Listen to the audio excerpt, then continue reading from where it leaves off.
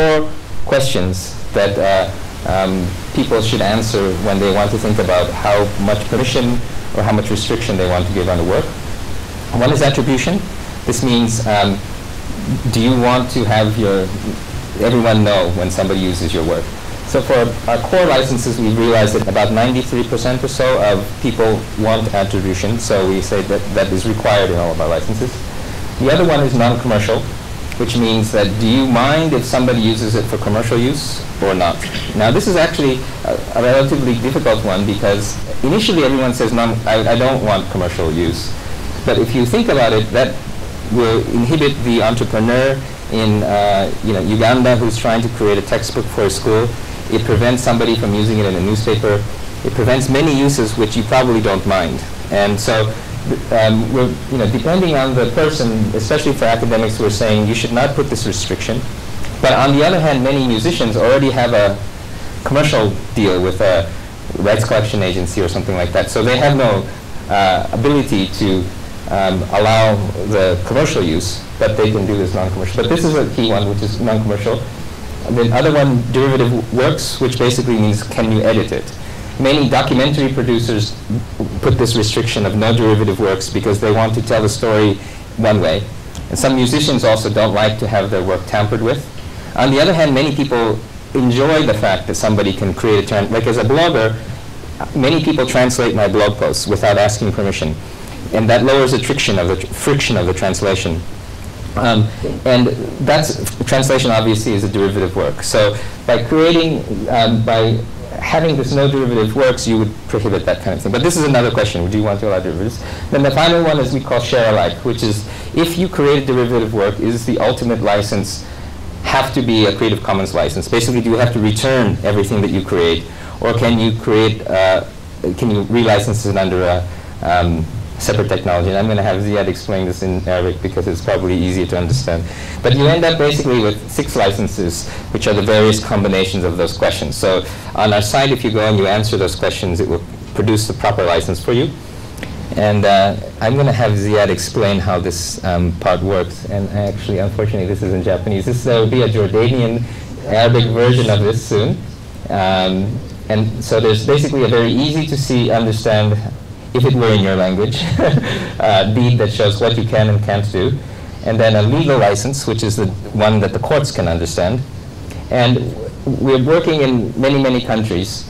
I'm trying to get the countries to port the licenses. We are currently in 50 jurisdictions. And if you can see here, the green are the ones that we are completed. The yellow ones are the ones we're working on. I think there you are. And the white is uncovered. Now, if you see, we have done very well in South America, North America, Asia, Europe, Australia. But for us, Africa and the Arab world is completely blank. And part of the key for Creative Commons, the hope behind this, is to connect people together, to create community, to create joint work and research. And many of these countries are already talking to each other anyway. And I think by bringing Creative Commons to the Arab world and then eventually to Africa, I think this is going to be very, very important for everything from creating a dialogue among academics to dialogue among individuals to dialogue among artists. And a lot of the friction that we're having right now, some of it comes from language barriers, some of it comes from legal barriers, but we believe that it's very important that we cover these regions, and we're really happy that we have such a great group to work with in Jordan, and I think that Jordan will become the example for the rest of the Arab world. The other thing, when we launched India and when we launched China, I got interesting questions because they said, well, we don't have such crazy IP law and we share already. Why do we need Creative Commons? And I think that in some countries, we will get the same question. And it's basically very similar to globalization. So you may resist, like in Japan, we resisted for very many years against American accounting practices. And now with this financial crisis, we would probably resist more. But at the end of the day, it's kind of this imperialist march. It becomes this globalization, the standard. The fact that I'm some Japanese guy talking to you in English also shows that, unfortunately, as we become more connected, we start having this global standard, and you become infected with this kind of very lowest common denominator, not very contextual, somewhat abrasive and sometimes difficult thing, which is things like accounting practices, language, and actually law is, I think, very similar. So in Japan, we had very different kinds of IP law, but now it's almost exactly the same as America. And so what I told the Indians and also the Chinese is that eventually, as you join the WTO and you join all the system, you will get sucked into the American intellectual property rules, and you will have to work with them. And in India, I don't know if you know some of these, but like many of the Indian names are names of spices, and they were trademarked by American companies, and this caused a huge scandal.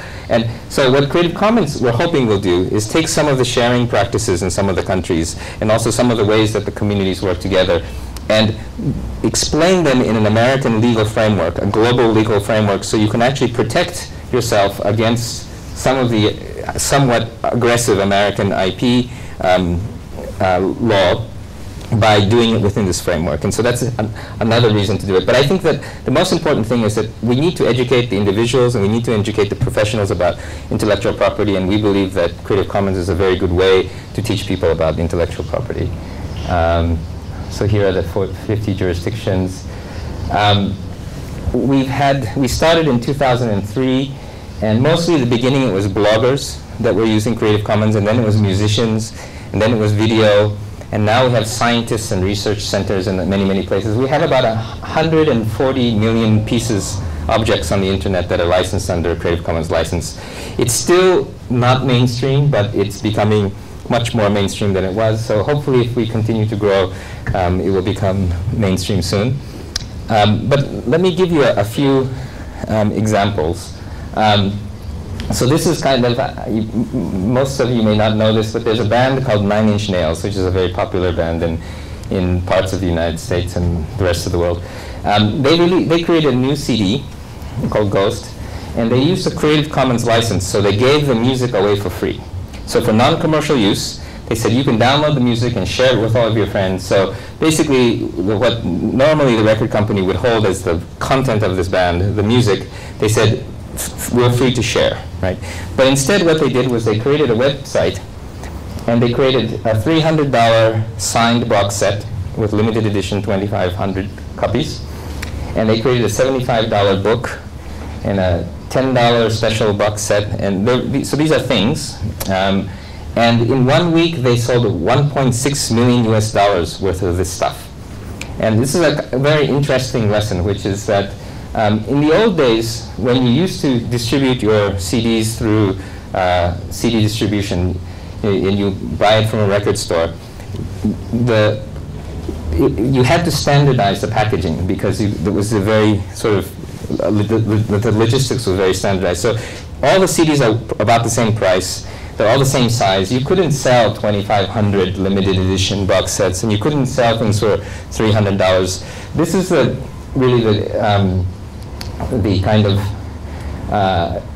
e-commerce of today allows you to make this kind of special artifact. The other thing is that when you go to a record store and you buy a CD from the record store, it feels like you're paying the record store that pays the record company, that eventually pays a very small piece of that to the artist.